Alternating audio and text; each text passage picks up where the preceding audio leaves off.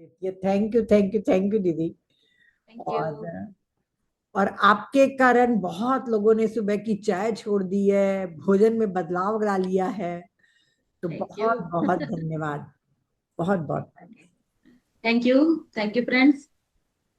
सबसे पहले तो मैं नीता दीदी का बहुत बहुत धन्यवाद करती हूँ कि आप सभी के बीच में सेवा का मुझे मौका दिया। सच बताऊं तो ऐसे तो टाइम निकालना थोड़ा मुश्किल हो जाता है, लेकिन दीदी का फोन आ जाता है तो फिर हो ही जाता है। तो अच्छा लगता है मुझे भी कि इसी बहाने लोगों को फायदा मिले, क्योंकि आज सभी लोग बीमारियों से बहुत ज्यादा परेशान हैं और दवाइयां खा खा कर परेशान है। सारा दिन हम लोगों के पास ऐसे ऐसे फोन आते रहते हैं कि अब दवाई भी काम नहीं कर रही है और बीमारी इतनी बढ़ चुकी है, तकलीफ इतनी बढ़ चुकी है। तो ऐसे में लगता है कि लोगों को अभी सही रास्ता ही नहीं मिल पा रहा है। रास्ते के नाम पर आज हमारे पास केवल डॉक्टर और मेडिसिन और खाना पीना बस यही रह गया है। अब थोड़ा लोग जागरूक होने लगे हैं, थोड़ा लाइफस्टाइल पर भी थोड़ा लोग ध्यान दे रहे हैं, योगा वगैरह भी अच्छा कर रहे हैं। लेकिन आश्चर्य की बात यह है कि सब कुछ करने के बावजूद भी वो बात जो हमें मिलनी चाहिए, जो रिजल्ट आने चाहिए, वो नहीं आ रहे हैं, कहीं ना कहीं मिसिंग है। तो इसमें मैं कहूंगी कि मेडिकल साइंस को थोड़ा और गहराई से काम करना चाहिए। क्योंकि हमारी जो मेन गाइडलाइन है हमारी, वो हमको मेडिकल साइंस से मिलती है। और मेडिकल साइंस में पता नहीं ऐसा क्यों है, ऐसा क्या कारण है कि सफाई पर बिल्कुल भी ध्यान नहीं दिया जा रहा है। मुझे लगता है जितनी भी पैथीज हैं इसमें एक नेचुरोपैथी है जिसमें सफाई की बात की जा रही है, अदरवाइज जितनी भी पैथीज हैं ज्यादातर केवल डालने पर जोर दे रहे हैं और सफाई पर बिल्कुल भी हमारा ध्यान नहीं है। बीमार हो गए तो हमको पता ही नहीं है कि हमारी बीमारी का कारण क्या है, और उसको दूर करने के लिए बस हम बिना जाने समझे दवाइयों का इस्तेमाल कर रहे हैं। तो मैं दवाइयों का इस्तेमाल करने के लिए कोई मना नहीं करती हूँ, लेकिन हम कम से कम समझें तो कि हमारे रोग का कारण क्या है, क्यों हमें कोई तकलीफ आई है। और बहुत बड़ी बड़ी बात ना करूं, लंबी चौड़ी बात ना करूं, तो सीधी सी बात यह है कि बीमारी का सबसे बड़ा कारण है गंदगी। एक छोटी सी बात है कि कोई भी कीड़ा अगर कहीं आता है तो वो गंदी जगह पर ही आता है। हम लोगों ने एक्सपेरिमेंट्स करके देखे हैं, छोटे छोटे एक्सपेरिमेंट्स करके देखे हैं। आप कभी एक कमरे में खूब बढ़िया झाड़ू पोछा लगाइए, बढ़िया क्लीन कर दीजिए उसको, और सारे दरवाजे खोल दीजिए। क्लीन करने के बाद आप देखेंगे कि खिड़की दरवाजे खुले होने के बावजूद भी वहां पर आपको कीड़े मकोड़े, मक्खी या चींटी या कोई भी कीड़े मकोड़े आपको आते हुए दिखाई नहीं देंगे। और वहीं आप कमरे में थोड़ी गंदगी रख दीजिए और उसके बाद सारे कमरे एकदम एयर टाइट कर दीजिए, बिल्कुल गंदगी वहां बाहर से किसी को आने की अनुमति ना हो। आप देखेंगे कि एक आधे घंटे के अंदर वहां पर कीड़े आने शुरू हो जाएंगे। मक्खियां आएंगी, चींटियां आएंगी, चींटे आएंगे, धीरे धीरे और बड़े बड़े बड़े कीड़े भी आने शुरू हो जाएंगे। अगर गंदगी है तो कीड़े आएंगे ही आएंगे। और कीड़े जब आते हैं तो हैरानी की बात यह है कि आज हम लोग उन कीड़ों को मारने के लिए एंटीबायोटिक्स का प्रयोग कर रहे हैं। जबकि सीधी सिंपल सी कहानी ये है कि भाई अगर कीड़ा आ गया है, गंदगी थी तो कीड़ा आया, और अगर कीड़ा आ गया है तो उस कीड़े को मारना, उस कीड़े से लड़ना उसकी जरूरत नहीं है। आप गंदगी उठाकर फेंक दीजिए, वहां पर थोड़ा क्लीन कर दीजिए, झाड़ू पोछा कर दीजिए, कीड़ा अपने आप भाग जाएगा। इसके अलावा सिंपल सी बात है कि हमारी जो ये तप सेवा सुमिरन की जो लाइफस्टाइल है जिस पर हम लोग काम कर रहे हैं, एक्चुअली ये नेचुरोपैथी से भी काफी अलग है। क्योंकि नेचुरोपैथी तो केवल शरीर की शुद्धि की बात करती है, और हमारे जितने ग्रंथ हैं या हम लोग तप सेवा सुमिरन की बात करें तो उसमें कहा गया है कि अगर आपको कंप्लीट हेल्थ अचीव करनी है, आप तो अभी यहाँ पर केवल शरीर की हेल्थ का ही टॉपिक ले रहे हैं, लेकिन मैं साथ में अगर कंप्लीट हेल्थ का टॉपिक अगर लूं और शरीर के साथ साथ मन, मन के साथ साथ बुद्धि, अगर इसकी भी हेल्थ की अगर मैं बात करूं, तो वहां पर भी तकलीफ का कारण केवल गंदगी है। अगर वो हेल्थ भी हमें, टोटल हेल्थ भी अचीव करनी है, तो शरीर को साफ करो, मन को साफ करो, बुद्धि को साफ साफ करो। इसीलिए आपने एक शब्द सुना होगा जो हमारे ग्रंथों में दिया जाता है, वो है आत्म शुद्धि। बहुत सुंदर शब्द एक आया है जो हम लोग बचपन से सुनते आ रहे हैं कि आत्मशुद्धि हमें करनी है। मनुष्य जीवन का लक्ष्य है आत्मशुद्धि, क्योंकि हम आत्मशुद्धि करके ही उस परमात्मा को अपने भीतर से प्रकट कर सकते हैं। उसका मैनिफेस्टेशन तभी हो सकता है जब हमारा शरीर, हमारी इंद्रियां, मन, बुद्धि, ये सब शुद्ध हो सके। तो ये एक शुद्धिकरण का प्रोसेस है। अगर आपके शरीर में कमजोरी अगर आ रही है, इसका मतलब है कि अंदर गंदगी जमा हो गई है। अगर आपको कमजोरी आ रही है, आपकी इंद्रियां ठीक से काम नहीं कर रही हैं, कंधा काम नहीं कर रहा है, गर्दन काम नहीं कर रही है, रीढ़ की हड्डी में प्रॉब्लम है, कमर में प्रॉब्लम है, तो ये सारी चीजें केवल इसीलिए हैं क्योंकि वहां पर गंदगी जमा हो गई है। तो सिंपल सा एक तरीका है कि हमारे शरीर में गंदगी का को जमा होने ना दिया जाए, पहली बात। और अगर गंदगी जमा हो गई है तो उसकी सफाई पर हमें ध्यान देना होगा। आज हम केवल इस बात पर फोकस कर रहे हैं कि कोई तकलीफ आई है तो अब बाहर से क्या डालें। अरे बाहर से अभी डालने की जरूरत नहीं है, ऑलरेडी अंदर बहुत कुछ गया हुआ है। थोड़ा उसको बाहर निकालने की जरूरत है, थोड़ा सफाई की जरूरत है। तो उसके लिए आज हम लोग देखते हैं कि कॉन्स्टिपेशन की अगर जैसे आप बात कर रही थी, तो बहुत कठिन परिस्थिति है आज। हम लोगों का रिसर्च जो है वो ये कहता है कि 10 में से कम 8 लोग, 8 नहीं तो 7 तो 100%, 7 लोग 10 में से कॉन्स्टिपेटेड हैं ही। और बहुत कुछ कर रहे हैं, बड़ी एक्सरसाइजेस भी कर रहे हैं, योगा कर रहे हैं, सब कुछ कर रहे हैं, लेकिन उसके बावजूद भी कॉन्स्टिपेटेड है। क्या कारण है? कारण यही है कि ना तो हम भोजन को समझ रहे हैं कि क्या है, ना हम भोजन के रोल को समझ रहे हैं जिसकी चर्चा हम लोगों ने पिछली बार की थी, और ना हम मेडिसिन को समझ रहे हैं, ना हम मेडिसिन के रोल को समझ रहे हैं, ना हम अपनी बीमारी को समझ पा रहे हैं, ना हम अपनी बीमारी के कारण को समझ पा रहे हैं। बस बीमार हुए, डॉक्टर ने दवाई दी, हमने खाई, और बस काम पर लगे हुए हैं। नतीजा ये है कि इतनी गंदगी अंदर जमा हो गई है कि आज जो रिसर्च हुई है, आज जो इस पर काम हुआ है, तो आप ये समझ लीजिए कि ये पाया गया है कि हमारी आंतों में जो मल जमा है, वो उसके अंदर मल इस कदर जमा हो गया है कि वो पूरा सूख कर इतना हार्ड हो गया है कि उसको छेनी हथौड़े से काट कर उसके ऊपर रिसर्च की गई है डेड बॉडीज पर। तो ऐसी स्थिति है। और जब उनको एनालाइज किया गया है ऐसी कोलन्स को, तो उसके अंदर से पूरे पूरे बड़े बड़े कीड़ों के गुच्छे पाए गए हैं। तो अब जहां इतना गंदगी इकट्ठा है, जहां इतने कीटाणु इकट्ठा है, वहां पर बीमारी ना आए ऐसा संभव ही नहीं है। और उस व्यक्ति को कॉन्स्टिपेशन ना हो ये संभव ही नहीं है। इसलिए हम सभी को अभी बहुत ध्यान देने की जरूरत है। हम लोग एक सिंपल सी बात कहते हैं जो कि आयुर्वेद में कही गई है। आयुर्वेद कहता है कि बीमारियों से मुक्ति का अगर सबसे सरल साधन अगर कोई है तो वो है लंघन। कहते हैं लंघन परम औषधम। बहुत सारी औषधि, बहुत सारी पैथी इसमें बताई गई है, लेकिन जो सुपर मेडिसिन है, जो बेस्ट मेडिसिन है, उसको कहा गया है कि लंघनम परम औषधम। अब लंघन का मतलब लोगों ने ये तो समझ लिया, आयुर्वेद ने समझा दिया, हमने समझ लिया कि भाई लंघन का मतलब है उपवास, यानी कि थोड़ा मत खाओ। तो थोड़ा बहुत अब लोग उस पर भी ध्यान देने लग गए हैं कि चलो थोड़ा सोच समझ कर खाया जाए।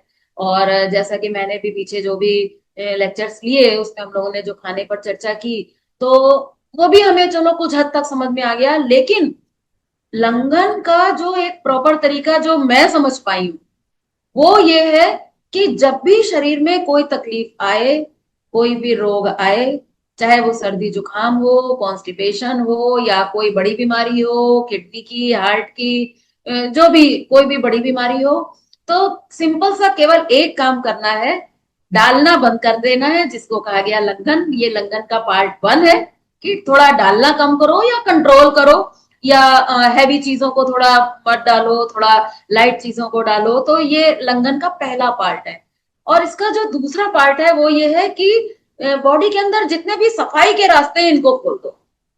ये लंघन का सेकंड पार्ट है जो मिसिंग है। आयुर्वेद में भी इस पर इतना जोर जोर लोगों ने पता नहीं क्यों नहीं दिया, कहीं ना कहीं मिसिंग है।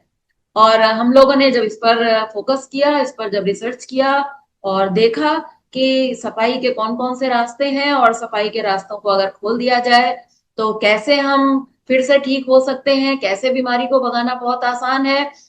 तो क्या है ये सफाई के 4 रास्ते, आज मैं आपको थोड़ा बताऊंगी। और उससे रिलेटेड जो भी क्रियाएं हैं उनके बारे में भी थोड़ा बताऊंगी। आज लोग कहते हैं कि सफाई की जब हम लोग बात करते हैं, हम लोग अक्सर एनीमा की बात करते हैं। तो लोग एनीमा का बात सुनते ही थोड़ा हेजिटेट करते हैं, उन्हें बुरा लगता है। कई लोग चिढ़ भी जाते हैं कि नहीं, एनीमा की बात आप मत करो। खैर, अभी उसकी भी बात तो हम करेंगे, करनी तो पड़ेगी। लेकिन अभी मैं आपको ये बता रही हूँ कि सफाई के 4 रास्ते कौन से हैं जो हमें कोई भी तकलीफ आने पर उसको खोल देना चाहिए। जैसे घर में गंदगी इकट्ठा हो जाती है, 4 दिन अगर सफाई ना की जाए, घर में गंदगी इकट्ठा हो जाती है, हम 4 दिन बाद बाहर से कहीं आते हैं, तो हम क्या करते हैं, हम कहते हैं भाई सब तरफ से सफाई में जुट जाओ, सब तरफ से झाड़ू भी लगाओ, पोछा भी लगाओ, डस्टिंग करो, सब कुछ करो। ये सफाई के जितने भी पॉसिबिलिटी हो सकती है, सारे लोग जुट जाते हैं घर को साफ करने में। ऐसे ही हमें अपने ऊपर काम करने की जरूरत है, हमें अपने ऊपर जुट जाने की जरूरत है, और सफाई के इन 4 रास्तों को खोलने पर जोर देना है। बहुत कर लिया अभी तक हमने ब्लॉक लेकिन अब हमें खोलने पर ध्यान देना होगा। तो ये जो सफाई के 4 रास्ते हैं, इसमें सबसे पहला रास्ता है कि हमें अपने मलाशय की सफाई करनी चाहिए, यानी कि कोलन की सफाई। उस कोलन की सफाई का रास्ता, जो साधन है, उसको हम एनीमा कहते हैं। इसके अलावा दूसरी जगह जहां गंदगी जमा होती है, उसको हम अमाशय कहते हैं, यानी स्टमक में बहुत सी गंदगी जमा रहती है हमारे। तो स्टमक की सफाई करनी है, ये सफाई का दूसरा रास्ता है। उसको साफ करने के लिए जो साधन है, उस साधन को हम लोग वमन कहते हैं। वमन मतलब नॉर्मल उल्टी करना, वोमिटिंग। उसका क्या तरीका है, उसको हमें कैसे करना है। और तीसरा रास्ता है कि हमारा ये पूरा हेड कवर करता हुआ साइनस को क्लियर करना, गले को क्लियर करना, ईएनटी हम कह सकते हैं। उसके लिए नेति एक क्रिया होती है, वो सफाई का काम करती है। अगर हमारा ये साइनस का पार्ट अगर क्लियर हो जाता है, तो इससे ये हमारे गले को भी इफेक्ट करता है, ये हमारे कानों को इफेक्ट करता है, ये हमारी आंखों को इफेक्ट करता है। तो ये सफाई का तीसरा रास्ता है। और सफाई का जो चौथा रास्ता है, वो है स्नान। तो इस तरह से ये सफाई के 4 रास्ते हैं, केवल शरीर की अगर हम बात करें। बाकी मन की सफाई अगर करनी है, तो उसके लिए सेवा की साधना है। बुद्धि की सफाई करनी है, तो उसके लिए मेडिटेशन है। इस तरह से 4 रास्ते शरीर के, और मन का, और बुद्धि का। इस तरह से टोटल अगर हम सफाई पर अगर जुट गए, तो हम देखेंगे कि हमारा ये पूरा कैरेक्टर, हम पूरा पूरा मानव व्यक्तित्व, हम इसको क्लीन कर सकते हैं। तो खैर, आज तो अभी हम केवल कोशिश करेंगे कि 1-2 विषयों को की सफाई के बारे में हम बात करें। तो सबसे पहले मैं कहूंगी कि एनीमा जो है, ये कोलन साफ करने का एक बहुत सरल, बहुत इफेक्टिव और बहुत आवश्यक साधन है। आप कहेंगे कि एनीमा की क्या जरूरत है। तो सबसे पहले मैं आपको आज एक थोड़ा सा एक चार्ट दिखाना चाहूंगी। बड़ा इंपॉर्टेंट चार्ट है, और इस चार्ट को अमेरिका का एक बहुत बड़ा डॉक्टर हुआ है, आप नेट पर सर्च करेंगे तो आपको मिलेगा। उस डॉक्टर का नाम है डॉक्टर N.W. वॉकर। इसने अपनी पूरी लाइफ केवल इस कोलन पर रिसर्च करने में लगाया है। इसकी जितनी भी किताबें हैं, सब कोलन पर है। कोलन थेरेपी करके इसकी बहुत सुंदर किताब है, आपको नेट पर भी मिल जाएगी। Colon therapy doctor N.W. Walker की है। तो वो कहता है कि ये हमारी हेल्दी कोलन है।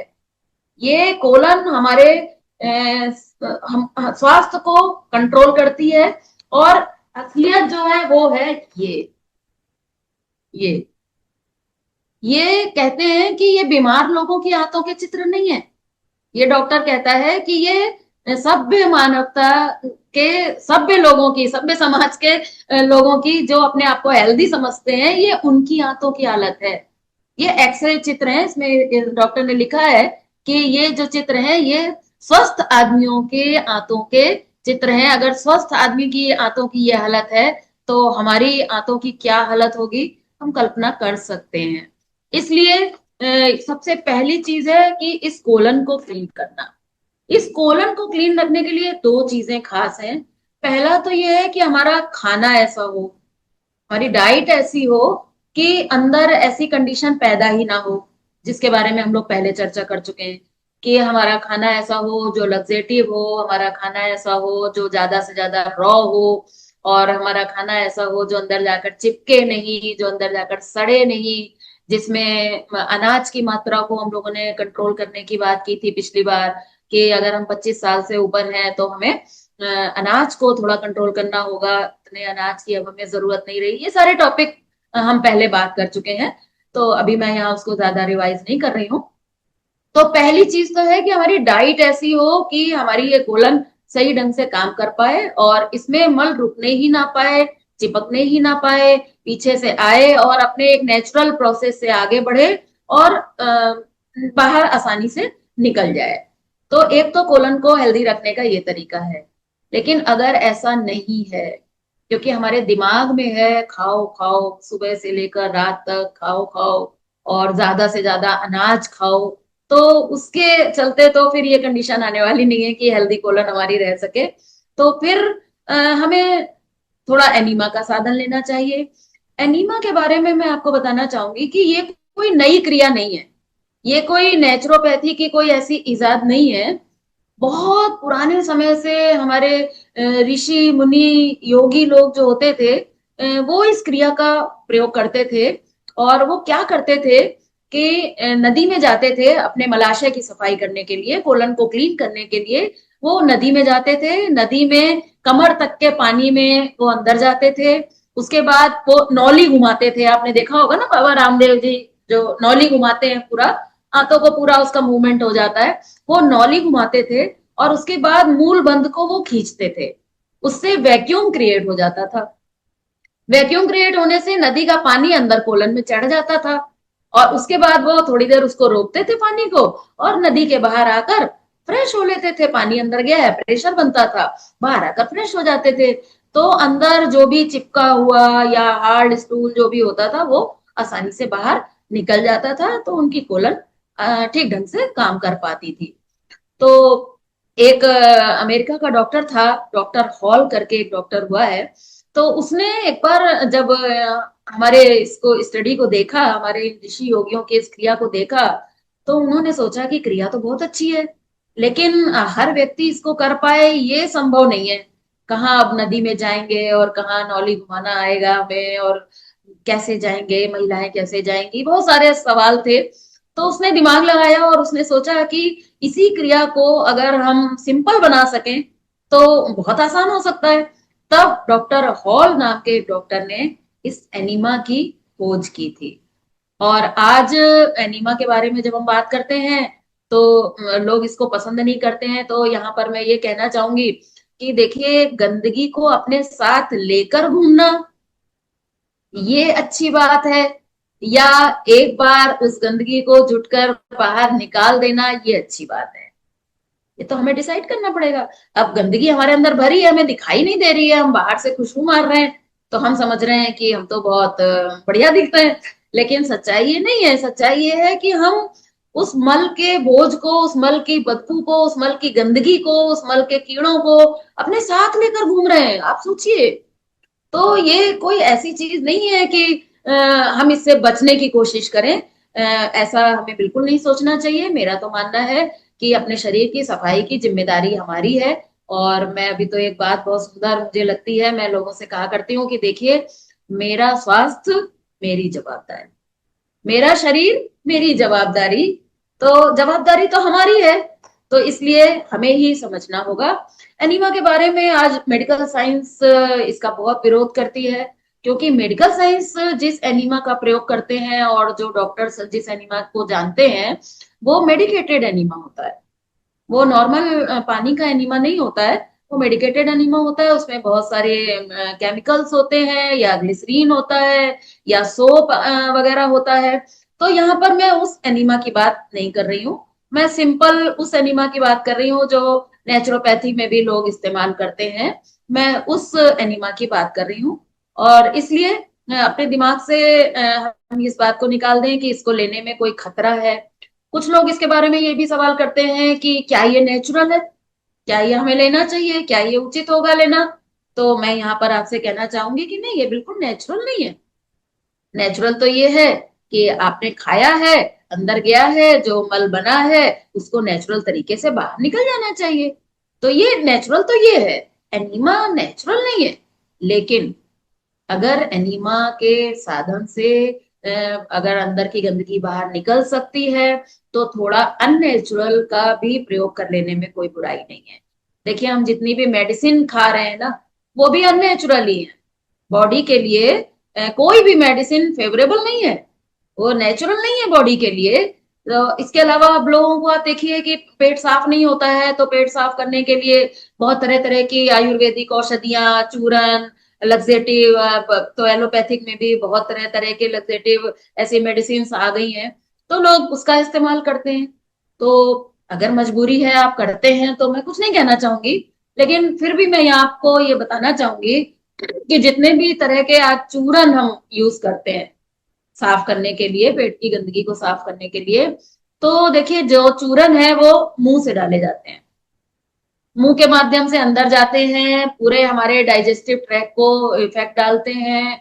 पूरा प्रोसेस होते होते तब जाकर वो कोलन में पहुंचते हैं, फिर कोलन में उसका प्रभाव पड़ता है, तब जाकर वो नीचे से उसकी सफाई हो पाती है। यानी कि नीचे की सफाई हमें करनी थी, लेकिन हमने ऊपर से लेकर नीचे तक अपनी पूरी बॉडी को डिस्टर्ब किया। इसके अलावा एक बात आपने और देखी होगी कि जितना भी हम कोई चूरन वगैरह लेकर जब हम टॉयलेट जाते हैं पेट साफ करने के लिए, तो हमने देखा होगा कि हमें नॉर्मल मोशन नहीं आता, हमें लूज मोशन आता। जो मोशन लोगों को इतना कॉन्स्टिपेशन था, हार्ड मोशन होता था उनको, जब ये चूरन लेते हैं तो इन्हें हार्ड मोशन नहीं होता, फिर इन्हें लूज मोशन होता है। यानी कि ये जितने भी चूरन है, इसमें नमक की मात्रा इतनी ज्यादा होती है कि उसको डाइजेस्ट करने के लिए बॉडी के पानी को खींचना पड़ता है। बॉडी के पानी को खींचा जाता है और फिर उस मल का घोल तैयार करके और इसको बाहर निकाला जाता है। इसीलिए आपने देखा होगा कि ऐसे चूरन खाने के बाद जब हम सवेरे टॉयलेट जाते हैं, तो टॉयलेट से आने के बाद हमें बड़ी कमजोरी आ जाती है, हमारे पैरों में दर्द हो रहा होता है, और हमें कभी कभी थोड़ा पैरों में कपकपी सी भी महसूस होती है, बड़ी कमजोरी आती है और आकर हमें फिर वापस लेटना पड़ता है। ऐसे में हमारे शरीर के अंदर पानी की भी कमी हो जाती है। और एक स्टैंडर्ड सेंटेंस में कहती हूँ कि कब्ज के लिए ली गई प्रत्येक दवा, कब्ज के लिए ली गई प्रत्येक दवा स्थायी कब्ज को जन्म देती है। कोई भी चूरन ऐसा नहीं है कि जिसको खाकर आपका कब्ज ठीक हो जाए, ऐसा नहीं है। लेकिन एनीमा के बारे में अगर हम इससे, चूरन से और ऐसी किसी भी लग्जेटिव दवाई से अगर हम इसको कंपेयर करें, तो कई सारी चीजें आपको देखने को मिलेंगी। सबसे पहली चीज तो ये है कि एनीमा जो मैं बता रही हूँ वो सिंपल पानी का एनीमा है। कैसे करना है, क्या है, वो मैं अभी आपको बताऊंगी। एनीमा का पहला फायदा ये है कि इसमें हम केवल सिंपल पानी का इस्तेमाल कर रहे हैं, कोई दवाई का इस्तेमाल नहीं कर रहे हैं, कोई नमक इत्यादि का इसमें प्रयोग नहीं कर रहे हैं। दूसरा प्लस पॉइंट ये है कि हम बॉडी के पूरे सिस्टम को हम बिल्कुल भी डिस्टर्ब नहीं कर रहे हैं। हम डायरेक्ट केवल रेक्टम में थोड़ा पानी डालकर कोलन में थोड़ा पानी जा रहा है, वो भी पूरी कोलन को हमें वॉश नहीं करना है कि हमने 1-2 लीटर पानी डाल दिया जी, आज तो हम कोलन को पूरा वॉश कर देते हैं, पूरा छुट्टी कर देते हैं सफाई करके, ऐसा नहीं है। हालांकि आजकल बहुत सारी ऐसी थेरेपीज भी चल रही हैं जो कोलन की बहुत डीप क्लीनिंग करती हैं, हाइड्रोथेरेपी वगैरह बहुत सी थेरेपीज चल रही हैं, वो हानिकारक है। वो हमारे डाइजेस्टिव सिस्टम को और हमारे कोलन के सिस्टम को बहुत ज्यादा बुरी तरह से प्रभावित करती हैं, क्योंकि उसमें जब हम उसकी डीप क्लीनिंग में जाते हैं, तो हमारी आंतों में जो यूजफुल एंजाइम्स वगैरह होते हैं वो भी वॉश आउट हो जाते हैं। तो उससे हमारी कोलन लॉन्ग टाइम के लिए फिर वो अपने नेचुरल तरीके से फिर काम करना बंद कर देती है। इसलिए हमें डीप क्लीनिंग नहीं करनी है, केवल 1 पाव 1.5 पाव पानी का हमें एनिमा लेना होता है, और वो केवल रेक्टम के आसपास की सफाई करने का काम करता है। और डायरेक्ट हम जहां पर हमें टारगेट करना है, हम डायरेक्ट केवल वहीं पर हिट कर रहे हैं और वहीं से हम गंदगी को निकाल दे रहे हैं। एक हार्डली 5-7 मिनट का प्रोसेस होता है। इसलिए मेरे हिसाब से ये बाकी तरीकों से ये बेहतर तरीका है। इसके अलावा साइड इफेक्ट की अगर आप बात करें, तो मेरा ऐसा मानना है कि 99% इसका कोई भी साइड इफेक्ट नहीं है। आप कहेंगे 100% क्यों नहीं, 1% आपने क्यों छोड़ दिया? तो 1% में इसलिए छोड़ दूंगी कि कोई भी अननेचुरल चीज है तो कुछ तो हो सकता है। बाकी मैंने अपने 40 साल के अनुभव में इसका कोई साइड इफेक्ट नहीं देखा। हाँ, अगर दो चार बातों का ध्यान रखा जाए तो वो दो चार बातें क्या हैं वो भी मैं यहाँ पर आपको अभी बता देती हूँ।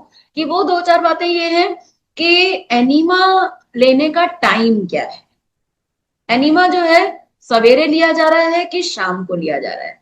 देखिए, एनीमा जो है ये अलग अलग समय पर अलग अलग तरीके से काम करता है। सवेरे अगर आप एनीमा लेते हैं और लंबे समय तक अगर आप एनीमा का प्रयोग करते हैं तो इसका ये थोड़ा साइड इफेक्ट हो सकता है कि आपकी बॉडी को एनीमा की आदत पड़ जाए। इसलिए हम लोग रिकमेंड नहीं करते हैं। हार्डली स्टार्टिंग में अगर आपने हमारा ये डाइट शुरू किया है और हमारे सिस्टम को फॉलो करना अगर शुरू किया है तो हम लोग कहते हैं आप 1 महीना एनिमल ले लीजिए डेली, ताकि एक बार थोड़ा लाइन पर आ जाए, हमारे कोलन का सिस्टम थोड़ा इंप्रूव हो जाए, थोड़ा मैक्सिमम जो भी एसिड्स हैं, गैसेस हैं, या जो सॉलिड मल है या जो कीटाणु है वो सारी चीजें निकल जाए, इसलिए हम लोग कहते हैं। बाकी लंबे समय के लिए हम लोग सवेरे का एनिमा रिकमेंड नहीं करते हैं, क्योंकि बॉडी को नेचुरल कॉल होती है। वो तो हमारे शरीर में गंदगी इतनी ज्यादा है जिसकी वजह से वो नेचुरल कॉल अपना काम नहीं कर पा रही है, बट नेचुरल कॉल होती है। अगर हम डेली उसको बाहर से पानी देकर, बाहर से आर्टिफिशियल तरीके से अगर हम फ्रेश होने लग जाएंगे तो जो नेचुरल कॉल होती है वो धीरे धीरे डाउन होने लग जाएगी। और हो सकता है कि आपको वो नेचुरल कॉल लंबे समय तक अगर ऐसा आप करते हैं तो वो बंद हो जाए और फिर आपको हमेशा के लिए एनीमा पर डिपेंड होना पड़ जाए। तो इसलिए अगर आप ये सावधानी रखते हैं कि लंबे समय तक आप मॉर्निंग का एनिमा अगर नहीं लेते हैं तो आपको ये साइड इफेक्ट देखने को नहीं मिलेगा। लेकिन यही एनीमा अगर आप शाम को लेते हैं, शाम को नाश्ता करने से पहले या डिनर से पहले अगर आप ये एनीमा लेंगे तो आप देखेंगे इसका कोई भी साइड इफेक्ट नहीं होगा और फायदा आपको पूरा मिलेगा। क्यों होगा ऐसा? ऐसा इसलिए होगा क्योंकि शाम के समय हमारी बॉडी नेचुरल एफर्ट नहीं करती है। बहुत कम लोग हैं जो शाम को नेचुरली फ्रेश होते हैं। अगर आप नेचुरली फ्रेश शाम को भी अगर होते हैं तो आप 1 महीने तक आप नेचुरल फ्रेश होने के बाद भी आप एनिमा ले ले तो बहुत अच्छे रिजल्ट्स आएंगे। और अगर नहीं फ्रेश होते हैं शाम को तो अगर डिनर से पहले या शाम के स्नैक्स से पहले अगर आप एनिमा ले लेते हैं तो ये आपके लिए बहुत अच्छा होगा। रात को जब आप मेन मील लेंगे उससे पहले पुरानी गंदगी का बाहर निकल जाना अच्छा रहेगा। जो भी गैसेस होंगी वो भी बाहर निकल जाएंगी। तो इस तरह से ये एक सावधानी अगर रखी जाएगी तो ये साइड इफेक्ट आपको नहीं मिलेगा। एक साइड इफेक्ट हम ये कह सकते हैं कि बहुत से लोग बहुत ज्यादा एनीमा में बहुत ज्यादा पानी का इस्तेमाल कर लेते हैं। 1 लीटर पानी ले लेते हैं। कई लोग तो मैंने देखा है डायरेक्ट नल में ही पाइप लगा देते हैं, ऐसे पूरा धुलाई नहीं करनी है। तो ये जानकारी नहीं होने की वजह से लोगों को लगता है कि जब धुलाई कर ही रहे हैं, अंदर सफाई कर ही रहे हैं तो आज अच्छे से हो जाए। तो ऐसा नहीं करना चाहिए।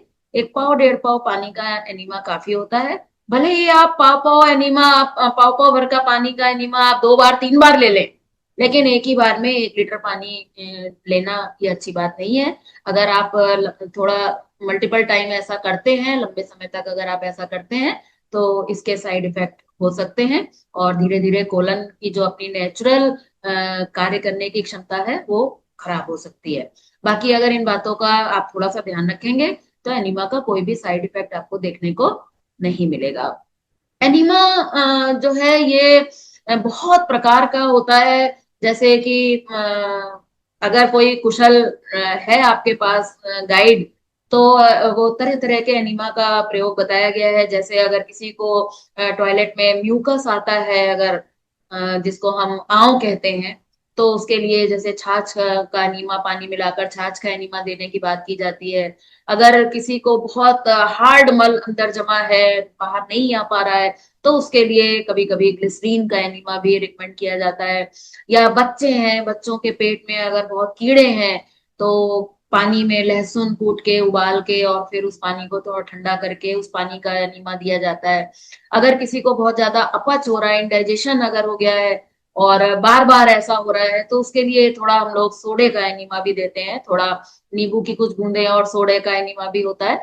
तो ये बहुत थोड़े बहुत अलग अलग तरीके के एनिमा हैं, लेकिन मैं आप लोगों को इसलिए ये बता रही हूँ कि आपको ये सावधान रहना है कि अभी आपको ये सारे इनमें से कोई भी एनिमा यूज नहीं करना है। अभी आपको पानी में कुछ भी मिलाना नहीं है, जब तक कि आप के सामने कोई गाइड ना हो जो आपको रिकमेंड करे कि आप ऐसा करो, तभी आपको करना है। अदरवाइज आपको कुछ भी पानी में मिलाने की जरूरत नहीं है। आइए अब हम लोग थोड़ा जानने की कोशिश करते हैं कि एनीमा क्या है और ये कैसे लिया जाता है। और एनीमा लेने पर कई सारी परेशानियां लोगों को आती हैं, तो वो क्या परेशानियां आ सकती हैं और उन परेशानियों का क्या समाधान है। मेन टॉपिक को मत भूलिएगा, हमारा मेन टॉपिक है सफाई के 4 रास्ते। उन 4 रास्तों में जो सबसे जटिल रास्ता है, मैं उस रास्ते की आज आपसे बात कर रही हूँ। सफाई तो करनी पड़ेगी, अब गंदगी बहुत जमा हो गई है, तो देखिए थोड़ा गंदा तो लगता है। गंदगी ज्यादा जमा हो जाए तो साफ करना गंदा लगता है, लेकिन करनी तो पड़ती है ना, इसलिए करनी तो पड़ेगी। और करने के बाद कितना सुकून मिलता है जब घर बढ़िया चमक जाता है, साफ हो जाता है, तो फिर उस घर को यूज करने में, वहां उठने बैठने में कितना सुखद अनुभूति होती है।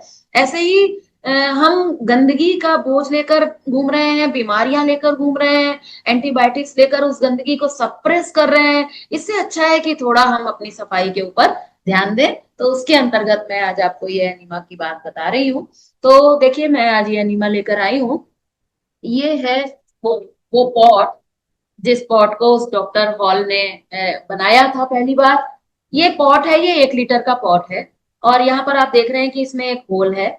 इस होल में, होल को आप टॉयलेट में, जहां पर भी हम टॉयलेट के लिए बैठते हैं, चाहे वो वेस्टर्न शीट हो या इंडियन शीट हो, वहां से करीब 2.5-3 फुट की ऊंचाई पर हमें ये पॉट को टांग देना है।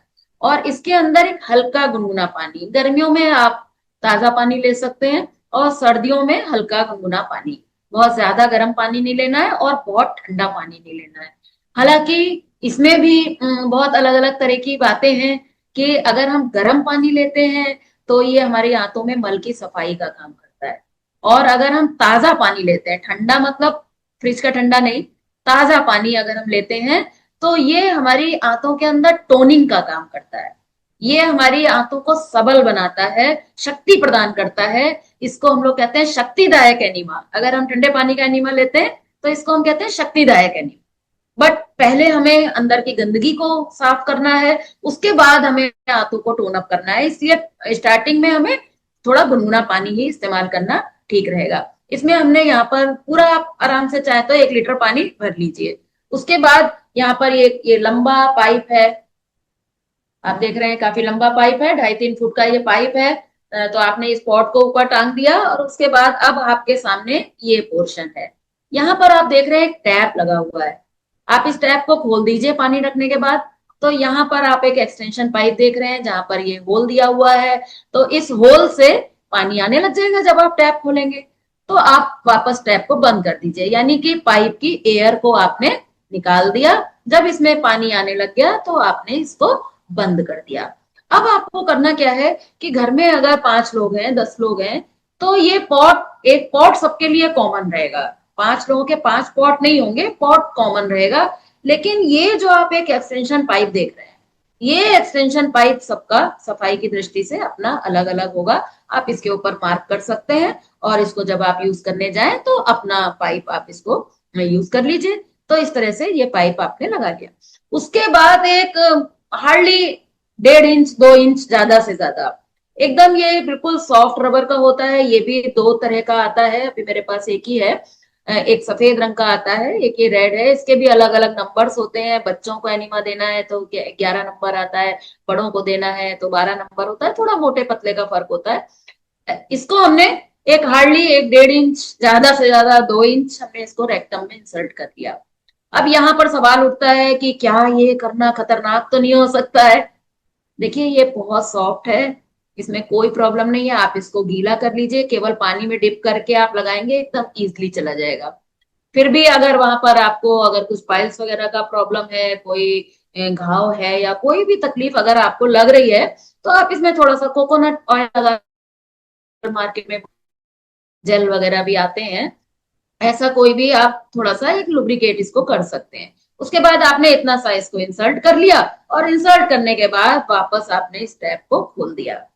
अब जब आप इस टैप को खोलेंगे तो तेजी से, पॉट ऊपर टंगा है, पॉट से तेजी से पानी अंदर आने लग जाएगा। एक पाव डेढ़ पाव पानी अंदर जाएगा तो आप देखेंगे आपको प्रेशर बनने लग जाएगा। और अगर प्रेशर नहीं भी बन रहा है तो एक पाव डेढ़ पाव पानी के बाद आप वापस टैप को बंद कर दीजिए। 1 लीटर लिया है हमने, लेकिन एक बार में यूज करने की जरूरत नहीं है। पाव डेढ़ पाव पानी हो गया। वैसे नॉर्मल कोर्स में तो इतने पानी के जाने के बाद आपको प्रेशर बन ही जाता है। और अगर नहीं भी बने तो भी आप इसको बंद कर दीजिए, इस पाइप को बाहर निकाल दीजिए, और आप 2-4 मिनट पानी को होल्ड करने की कोशिश करिए। प्रेशर बन रहा है तो कोशिश करिए 2-3 मिनट थोड़ा होल्ड करिए। अगर बहुत ज्यादा कॉन्स्टिपेशन अगर रहता है तो आप कोशिश करिए कि इसको थोड़ा रोका जाए।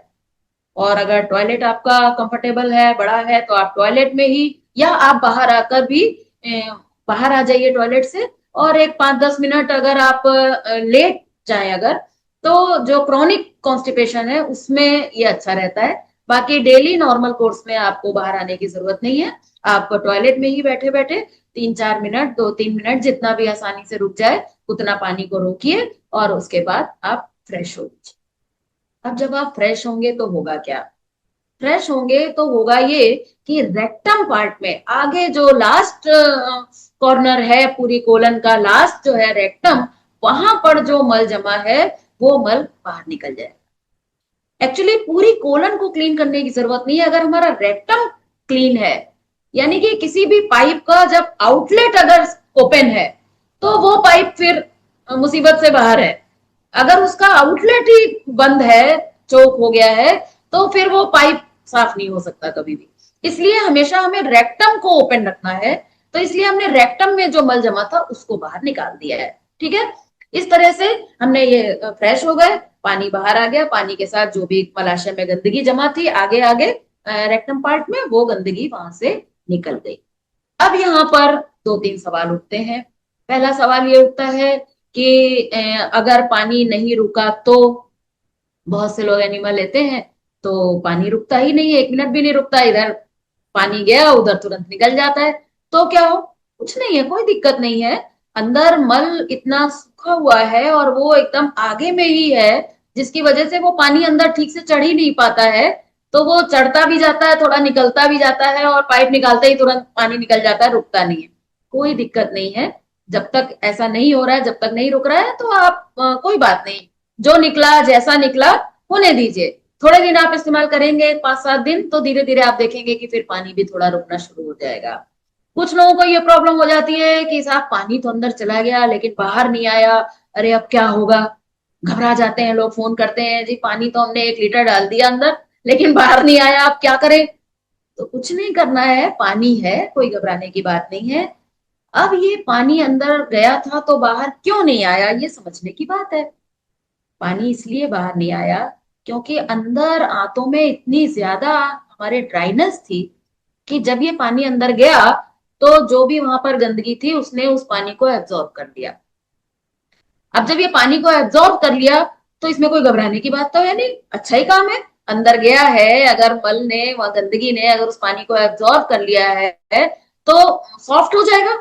और थोड़ी देर बाद आप देखेंगे कि अभी तुरंत आपको प्रेशर नहीं बना, लेकिन एक आधे घंटे के अंदर आपको नेचुरल प्रेशर बन जाएगा, क्योंकि जो मल सॉफ्ट हो गया वो खुद कोशिश करेगा कि वो अंदर से बाहर निकल जाए, तो थोड़ी देर बाद आपको खुद ही प्रेशर बन जाएगा। और अगर नहीं भी बने तो भी कोई चिंता वाली बात नहीं है, कोई डरने की बात नहीं है। अंदर अगर ये गया है तो सॉफ्ट बनाने का ही काम करेगा, नहीं भी निकला तो भी कोई डरने की बात नहीं है। कुछ लोगों की ये क्वेरी रहती है कि साहब एनिमा लिया था लेकिन कुछ सॉलिड तो निकला नहीं, केवल पानी ही पानी निकला। तो उनको ऐसा कभी कभी डाउट हो जाता है कि क्या अंदर कुछ है ही नहीं? अरे हम तो खाते ही कहाँ है कुछ हमारे अंदर तो मल होगा ही नहीं, हमारी आंतें बिल्कुल साफ होंगी, जैसा पानी गया था देखिए वैसा ही आ गया। इसका मतलब है कि हमारी आंतें बिल्कुल क्लीन है और हमें एनीमा की जरूरत ही नहीं है। बहुत से लोग ऐसा कहते हैं। ऐसा नहीं है। ऐसा, अगर पानी अंदर गया है और मल अगर बाहर नहीं आया है, इसका मतलब है कि मल तो है। ऐसा तो हो ही नहीं सकता कि मल ना हो, मल तो है। आप देखेंगे कि आप नॉर्मल आपको प्रेशर बनता है, आप नेचुरल फ्रेश होकर आते हैं, आपको ऐसा लगता है कि एकदम सब साफ हो गया। उसके बाद आप अगर 1-10 मिनट बाद ही अगर आप एनिमा लें, तो कभी कभी तो उतना ही फिर से बाहर आता है। अपने आप को हैरानी होती है कि अरे ऐसा कैसे, अभी तो हम फ्रेश होकर आए थे और एनिमा लिया तो वापस इतनी गंदगी अंदर से निकली है। तो ऐसा नहीं है कि मल नहीं है, मल तो है, लेकिन ड्राई है, अभी वो उस पोजीशन में नहीं आ पाया है कि आसानी से बाहर निकल पाए, तो खाली पानी निकल जाता है। तो सवाल ये उठता है कि अगर खाली पानी निकला तो इसका फायदा है कि नुकसान है, इसको क्या क्या समझे हम। तो देखिए, जो पानी निकला है ना, ये साफ तो नहीं निकला है, गंदी जगह पर गया है। तो ये जो पानी निकला है ये साफ नहीं है। तो क्या है फिर इसमें, कुछ दिख तो रहा नहीं है, फिर है क्या? इसके अंदर गैसेज हैं और इसके अंदर एसिड्स, जो पानी के अंदर डिसॉल्व होकर भीतर से बाहर निकले हैं। आप देखेंगे कि एनिमा लेने के बाद आपको बहुत फ्रेशनेस महसूस होगी, अगर कुछ नहीं निकले तो भी। अगर आपको हेडेक हो रहा होगा तो उसमें आराम हो जाएगा, अगर आपको आपका जी मिचला रहा होगा, ऐसा कुछ इंडाइजेशन जैसी फीलिंग हो रही होगी, तो उसमें आपको तुरंत फायदा मिलेगा। अगर आपके पेट में दर्द हो रहा हो, कहीं भी बॉडी में हार्डनेस हो रही हो, खिंचाव हो रहा हो, दर्द हो रहा हो, तो गैसेस रिलीज हो जाने की वजह से, एसिड्स रिलीज हो जाने की वजह से आपको एकदम से चुस्ती, फुर्ती और दर्द में कमी आपको महसूस होगी, अगर कुछ भी नहीं निकला तो भी। तो ये इतना, इसका ये फायदा है कि एनीमा हमें लेना ही चाहिए। इसके अलावा एनीमा के बारे में जो खास बात और समझने की है, वो ये है कि एनीमा जो है, ये पुराने मल को निकालने का काम। जो लोग ये कहते हैं कि हम तो फ्रेश होते हैं रोज, या मान लो हम तो दोनों टाइम भी फ्रेश होते हैं, तो हमें तो कभी भी एनीमा की जरूरत नहीं होगी। सोच सकते हैं ना हम ऐसा कि जिनको कॉन्स्टिपेशन है शायद उन्हीं के लिए एनीमा अच्छा रहेगा। हमें तो 2 टाइम होते हैं फ्रेश, तो बिल्कुल ही लेने की जरूरत नहीं है, और एक टाइम भी होते हैं तो भी ठीक है, क्या जरूरत है एनीमा लेने की। मैं आपको बता दूं कि एनीमा जो है ये हमारे पुराने मल को निकालने का काम करता है।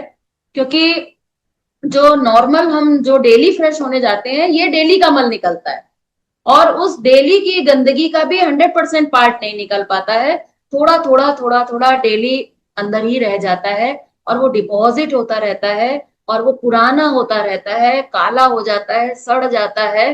तो ये एनीमा जो है, ये इस मल को निकालने का काम करता है। इसलिए एनीमा सभी के लिए फायदेमंद रहेगा। कुछ दिन तो इसको रेगुलर ले लेना चाहिए, और बाकी फिर अगर सवेरे नॉर्मल मोशन होता है तो आपको नहीं लेना है, और अगर नॉर्मल मोशन नहीं होता है तो ले ही लेना अच्छा रहेगा।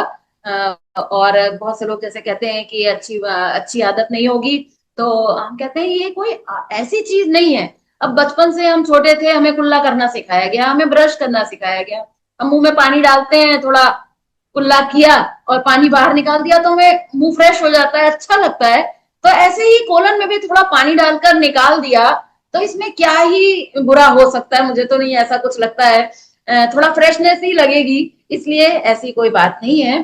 तो पुराना मल निकालने के लिए अगर हम समय समय पर थोड़ा एनिमा का प्रयोग करते रहेंगे, और ये पुराना मल भी साथ साथ थोड़ा थोड़ा निकलता रहेगा, तो वर्स्ट कंडीशन आने से बच जाएगी। और अभी आप सोच भी नहीं सकते हैं कि आप कितनी बीमारियों से बच सकते हैं। भविष्य में आने वाली बीमारियां जो हमें नहीं मालूम है हमारी बॉडी के अंदर क्या चल रहा है, आप उससे भी बच सकते हैं अगर ये पुराना मल, क्योंकि ये पुराना मल हमें ज्यादा बीमारी पैदा करने वाला होता है, क्योंकि वो ज्यादा सड़ा हुआ होता है, क्योंकि उसमें ज्यादा गैसेस अंदर दबी हुई होती हैं, वो बहुत एसिडिक होता है, और वो बहुत हार्ड होता है, जिसके कारण वो फ्रेश मल को भी रोकने का काम करता है। इसलिए हमें पुराने मल की सफाई करना बहुत जरूरी है। इसलिए एनीमा से बिल्कुल भी घबराने की जरूरत नहीं है। मैं तो चाहूंगी कि सभी लोग कम से कम सीख तो लें, करके एक बार देखें तो सही। हम लोगों ने शिविर लगाते हैं, हम लोगों को पहले ही दिन से एनिमा लेने के लिए बोलते हैं, अब उसमें से भी बहुत से लोग नहीं करते हैं। अनेक रीजन होते हैं, वो कहते हैं साहब गंदा लगता है, या किसी को डर लगता है, या किसी को मालूम नहीं क्या होता है, मैं कह नहीं सकती। बट वो बहुत से बहाने बनाते हैं, पर एनिमा नहीं लेते हैं। और हमारे यहाँ तो हम लोग तो शिविर में थोड़ी सख्ती भी करते हैं, क्योंकि फायदा देना होता है। तो लोगों से एक एक से पर्सनली पूछते हैं आपने एनिमा लिया या नहीं। और जब ऐसे लोग जो नहीं लेना पसंद करते थे, और जब फोर्स करने पर जब वो लेते हैं, तब वो कहते हैं कि हमने इतना सारा टाइम वेस्ट क्यों कर दिया। हमने अभी तक क्यों नहीं लिया था? हमें तो पता ही नहीं था कि एनिमा लेने के बाद इतना अच्छा लगता है। सच बताऊं तो हम लोग एनिमा को अपना फैमिली डॉक्टर कहते हैं।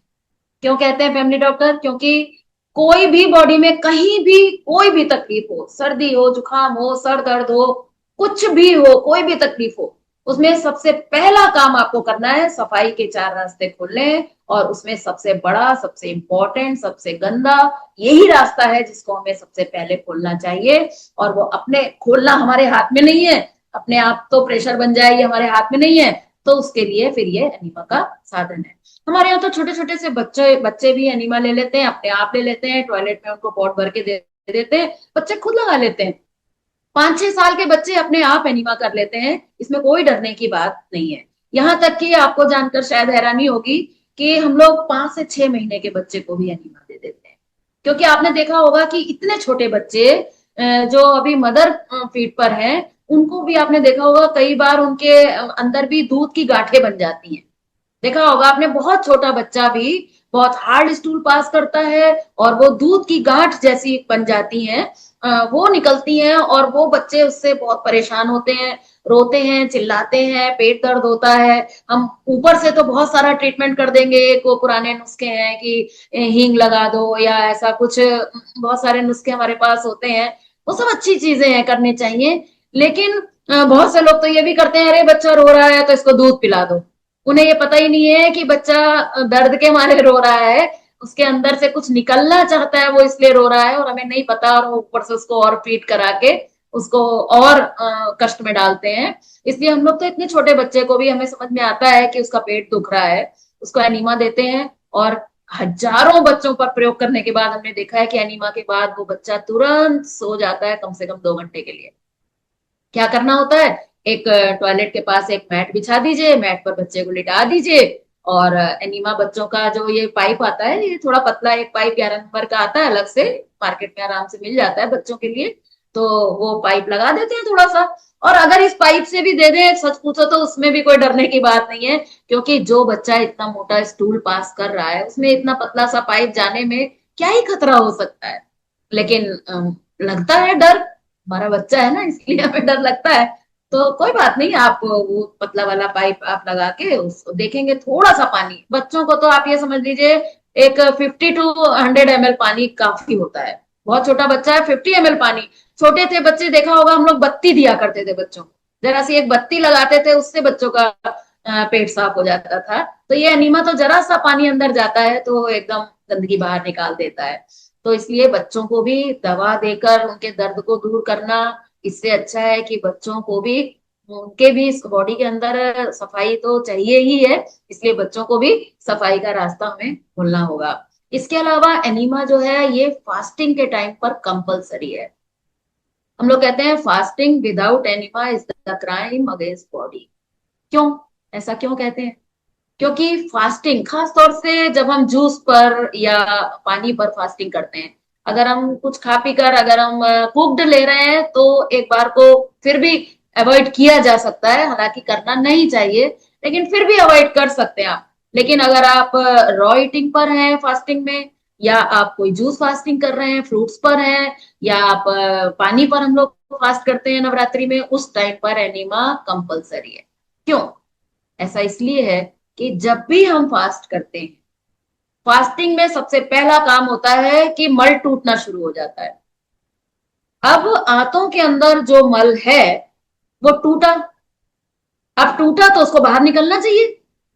लेकिन हमारी आंतें अभी इतनी सशक्त नहीं है कि उस टूटे हुए मल को बाहर फेंक दें नेचुरल तरीके से, वो उतनी पावरफुल नहीं है, खराब हो चुकी है।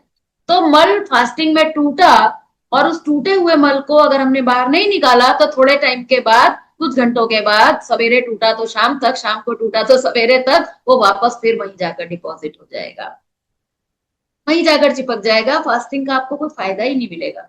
इसलिए फास्टिंग के टाइम पर जो भी मल टूटता है उसको सुबह और शाम दोनों समय अगर एनीमा लेकर निकाल दिया जाए। हम लोग तो देखते हैं, मैंने तो 1-1 महीने की भी फास्टिंग की है, जूस फास्टिंग 1-1 महीने की भी मैंने की है। 1-1 महीने तक हम लोग उपवास करते हैं और एनीमा लेते हैं, फिर भी कुछ ना कुछ निकलता है। आश्चर्य होता है कि खा कुछ नहीं रहे, जा कुछ नहीं रहा है, लेकिन फिर भी कहाँ से आती है ये गंदगी?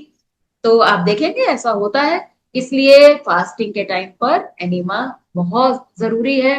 तो ये कुछ बातें हैं इसके साथ में। ये जो एनीमा है, मैं तो कहूंगी कि ट्रैवल में ये एनीमा आपके साथ जरूर होना चाहिए। उस टाइम पर ये बॉक्स थोड़ा बड़ा है, थोड़ा दिक्कत हो सकती है, तो इसके लिए एक पंप एनीमा भी आता है, मार्केट में आपको मिल जाएगा। बाई चांस अभी मैं नहीं रख पाई। एक पंप एनीमा आता है जिसमें बीच में पंप होता है, और एक तरफ पानी का इनलेट होता है और एक तरफ पानी का आउटलेट होता है। तो हम एक मग में पानी लेकर डालते हैं, और एक तरफ उसको रेक्टम में इंसर्ट करके पाइप लगाकर ये कैथेटर और पंप करते हैं, तो पंप से पानी अंदर चला जाता है। तो वो एक बड़ा पोर्टेबल सा होता है एक पंप। उसको हम गांठ लगाकर एक किसी भी पाउच में डाल के ट्रैवल में रख सकते हैं, क्योंकि ट्रैवल में हम जाते हैं तो देखते हैं थोड़ा खान पान भी गड़बड़ हो जाता है, और थोड़ा बॉडी का सिस्टम चेंज हो जाता है, तो हमें थोड़ा कॉन्स्टिपेशन की प्रॉब्लम अक्सर लोगों को हो जाती है, कभी हमें भी हो जाती है।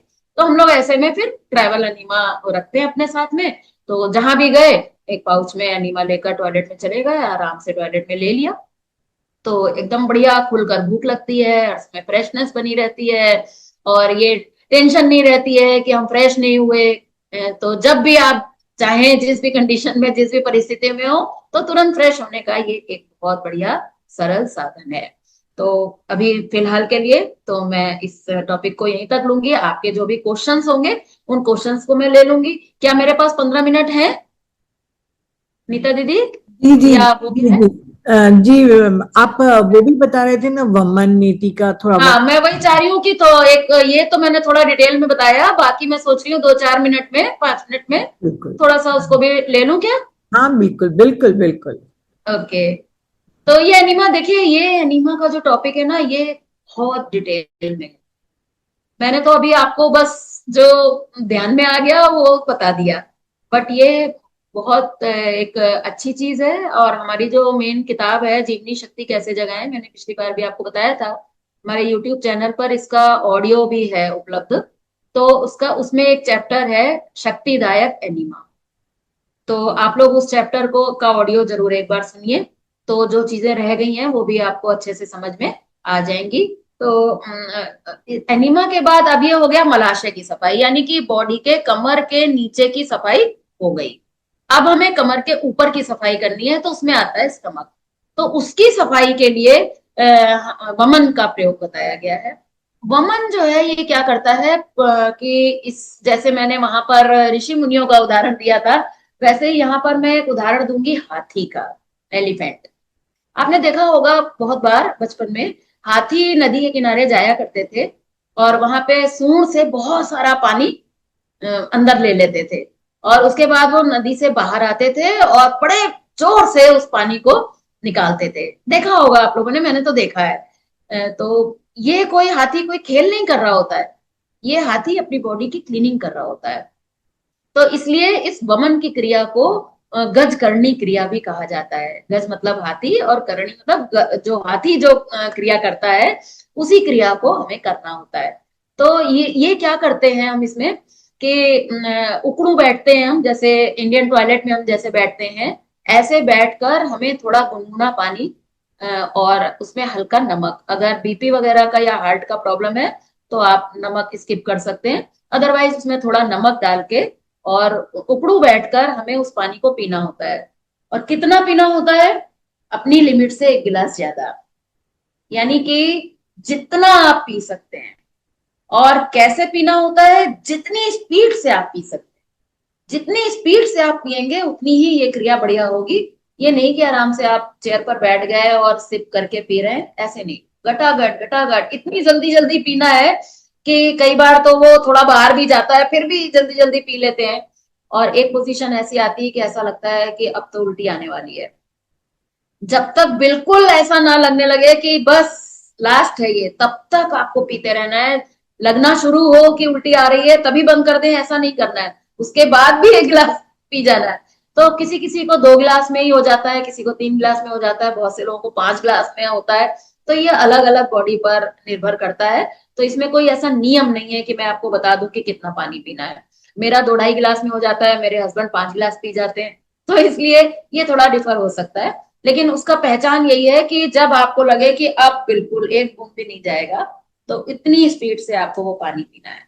पीने के बाद तुरंत आपको वेट नहीं करना है, नीमा की तरह रुकना नहीं है, तुरंत आपको 90 डिग्री आगे झुकना है, अपना लेफ्ट हैंड अपने स्टमक पर थोड़ा रखना है, हल्का सा उसको प्रेस करना है, और उसके बाद अपने मुंह की 2 उंगलियों को जरा सा बस, जैसे उल्टी करने के लिए करते हैं ना, जीभ बाहर निकाल के, ऐसे बस 2 उंगली जैसे ही आप टच करेंगे, तो आप देखेंगे एकदम फोर्स के साथ वो सारा पानी बाहर आने लग जाएगा।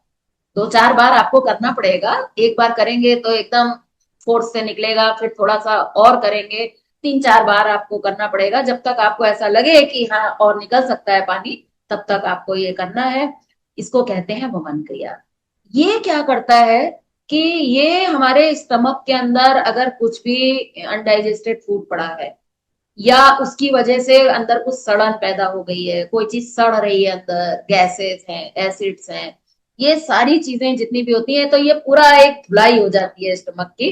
तो बहुत बढ़िया, ये बहुत फायदे की चीज है। और आपको जानकर हैरानी होगी कि इससे हमारी आंखों की रोशनी तक बढ़ सकती है।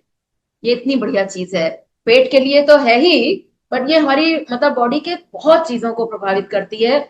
और बॉडी में कभी हार्डनेस आपको महसूस हो रही हो, या बुखार हो, या जैसे कोविड टाइम था तो हम लोगों ने अपने सारे साथियों को बोल दिया था कि ये तो करना ही करना है, क्योंकि कोविड का जो वायरस था वो गले में ये टकता था।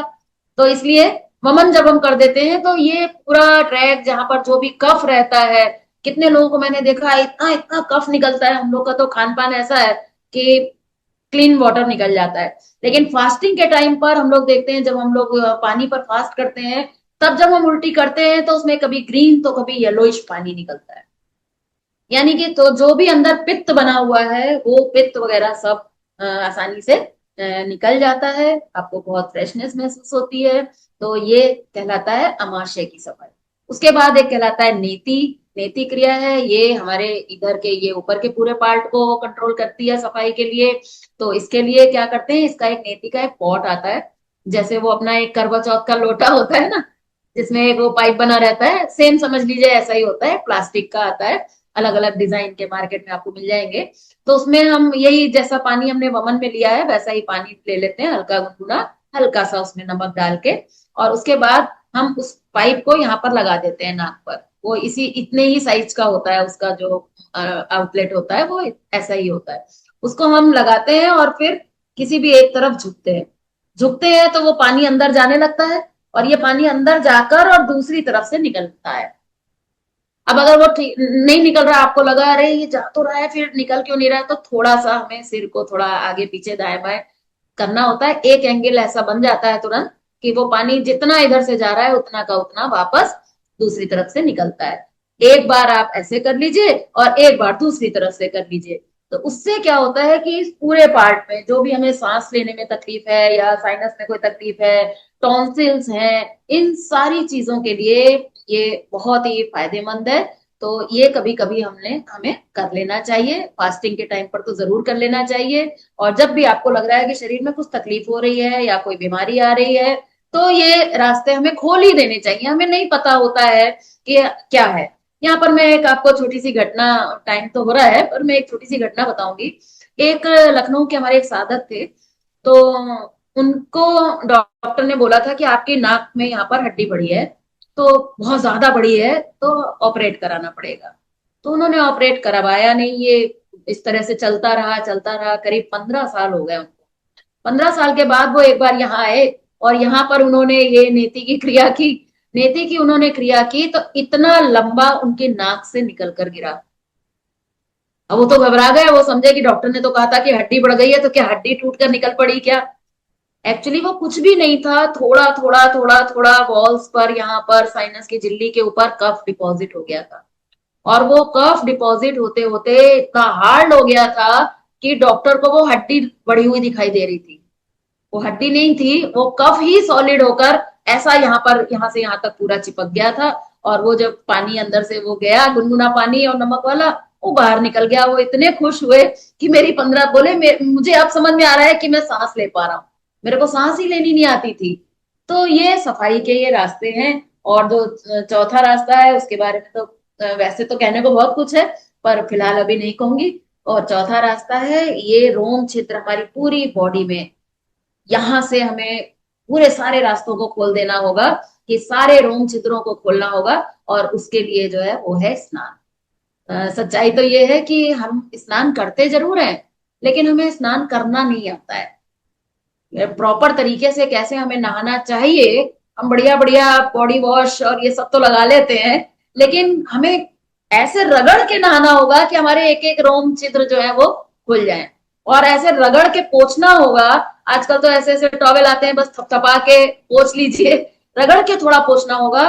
और हमारे शास्त्रों में लिखा है कि नहाने के बाद पूरी बॉडी को हमें वार्म अप करना चाहिए, ताकि हमारा ब्लड सर्कुलेशन बहुत अच्छा हो जाए।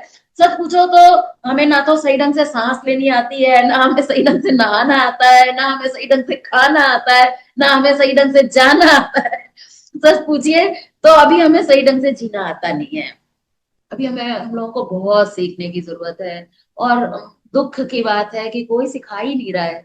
कोई डॉक्टर नहीं सिखा रहा, कोई बता नहीं रहा। ये सब छोटी छोटी चीजें हैं जो हमारे सीखने के लिए बहुत इंपॉर्टेंट है। तो इतना ही कहकर मैं अपनी वाणी को विराम दूंगी, कि मैंने कोशिश की कि आपको ये बताने की कि अपनी बॉडी पर हमेशा ध्यान दें इस बात को, कि हमारे कौन सा रास्ता हमारा ब्लॉक हो रहा है, कौन से रास्ते की सफाई हमने कितने दिन से नहीं की है। हम लोग को अभी कोई प्रॉब्लम नहीं है, लेकिन फिर भी हम वीक में कम से कम 2 बार 3 बार तो एनिमा ले ही लेते हैं। वीक में एक बार तो एटलीस्ट वमन कर ही लेते हैं। और जब वमन करते हैं तो उसी का पानी लेके ये भी कर ही लेते हैं एक बार। नहाते हैं तो हम भी लापरवाही से नहाते हैं, ऐसा नहीं कहूंगी कि हम बहुत बढ़िया है। हम भी लापरवाही करते हैं, लेकिन याद आ जाता है कि नहीं थोड़ा ठीक ढंग से करना चाहिए, तो अच्छे से नहा लेते हैं। तो फायदों को हम लोग देख सकते हैं। और बाकी अपना डाइट सिस्टम तो है ही, बिना डाइट के तो सफाई के रास्ते भी काम नहीं करेंगे। डालना गंदगी अगर डालना जारी रखेंगे तो सफाई कितना भी कर ले, एक तरफ से डालिए एक तरफ से निकालिए, होने वाला कुछ नहीं है। इसलिए डालने को कंट्रोल करिए और निकालने पर फोकस करिए। Okay, thank you. Thank you. नमस्कार। Thank you, thank you, thank you Shyama दीदी। आप वो जो रोमकूप का बोल रहे थे उसका थोड़ा सा बताइए ना, कि नहाने के लिए तो सिर्फ सोप ही यूज करते हैं, ओके। तो तो क्या सो कुछ वो फूफा बोलते जो उसको हाँ, लेते? हाँ, तो अच्छे से मतलब पूरा बॉडी को हमें रगड़ के नहाना चाहिए। हमारा ये फोकस होना चाहिए कि भाई रोम छिद्र खुल रहे हैं कि नहीं। तो पूरी बॉडी को हमें रगड़ना है। और बाकी वैसे तो अब तो नहीं कुछ कह सकते, अब मॉडर्न जमाना है तो इसलिए वैसे तो सोप वगैरह कोई बहुत अच्छे नहीं माने गए हैं। हाँ, हालांकि अभी मार्केट में काफी अच्छे भी आने लगे हैं, काफी ऑर्गेनिक और ये वो बहुत तरह के माइल्ड सोप ये अच्छी क्वालिटी के आने भी लगे हैं, तो यूज कर सकते हैं। बट जो बहुत एसिडिक है, जिस सोप को लगाने के बाद आपको स्किन अपनी ड्राई लगे, समझ लीजिएगा वो आपका सोप अच्छा नहीं है, चाहे कितने भी बड़े ब्रांड का हो। सोप की एक ही पहचान होती है कि सोप यूज करने के बाद अगर आपकी बॉडी में खिंचाव महसूस हो रहा है स्किन में आपको, तो इसका मतलब है वो सोप आपके लिए अच्छा नहीं है। तो हमारे शास्त्र तो कहते हैं कि मतलब ज्यादातर पुराने लोग थे तो कोई ऐसा सोप यूज ही नहीं करते थे, रगड़ के बस नहा लेते थे, अंगोछे से रगड़ के पोंछ लेते थे। लेकिन फिर भी ठीक है, हम लोग यूज करते हैं, कोई दिक्कत नहीं है, यूज कर सकते हैं, लेकिन थोड़ा रोम छिद्रों को खुलना चाहिए। कितना कॉस्मेटिक का प्रयोग करते हैं हम लोग, तो उससे भी हमारे रोम छिद्र काफी हद तक थोड़े बंद हो जाते हैं। तो इसलिए नहाते समय हमें ये ध्यान रखना होगा कि ये थोड़ा खुल सके। थैंक ठीक यू। है। तो जैसे आपने अभी एनिमा वगैरह का बताया, तो मैंने आपको जिक्र भी किया था, और मैं बाकी व्यूअर्स को भी बताना चाहती हूँ कि मैंने ये सेशन के लिए क्यों कहा था। मेरे बहुत क्लोज रिलेटिव हैं जिन लोग कॉन्स्टिपेशन से बहुत ज्यादा सफर कर रहे हैं। तो जब मैंने उनको आयुर्वेदिक दवाई रिकमेंड करी तो वो आयुर्वेदिक दवाई नहीं लेते। रोज सवेरे 2 से 3 घंटे वो घूमते रहते हैं कि बस वो किसी तरीके से फ्रेश हो जाए। फिर अभी एक रिलेटिव को तो इतना ज्यादा प्रॉब्लम हुआ कि उन्हें इमरजेंसी में बॉम्बे ले जाना पड़ा, और बॉम्बे में उनका ट्रीटमेंट कराना पड़ा। तो काफी दिक्कत होती है। मतलब हमको लगता है कि ये क्या चीज है, कोई डॉक्टर के पास बॉम्बे जा रहे हैं और वहां पे जाके पूरा क्लीनिंग करा के आ रहे हैं, तो आश्चर्य लग रहा था। तभी मैंने आपसे इस बारे में जिक्र किया था। और आपने पिछले सेशन में भी कहा था कि लोडिंग से ज्यादा हमें बाहर निकालने पे ध्यान देना चाहिए। तो एक मेरा सवाल है, ये मैंने कई बार पढ़ा भी, क्योंकि जब मैं उस रिलेटिव के लिए गूगल में सर्च कर रही थी, क्या एज के हिसाब से भी कॉन्स्टिपेशन होता है? जैसे बोलते हैं कि after 50 it is very common, तो कॉन्स्टिपेशन क्या एज से भी रिलेटेड है? क्योंकि जो रिलेटिव का था वो भी सब्जी वब्जी खा रही थी, फ्रूट खा रही थी, दही खा रही थी, सब अच्छे से सब ले रही थी, बहुत अच्छी डाइट है, वो बाहर का कुछ नहीं खाती, जंक फूड। पर इतना सब कुछ होने के बाद क्या, जैसे मैं भी कभी कभी महसूस करती हूँ कि जो हम यूथ में हम फ्रेश होते थे वैसे वाला अब उतना एफर्ट नहीं हो रहा, जबकि हम इतने फ्रूट्स वेजिटेबल्स खा रहे हैं। तो क्या एज फैक्टर है?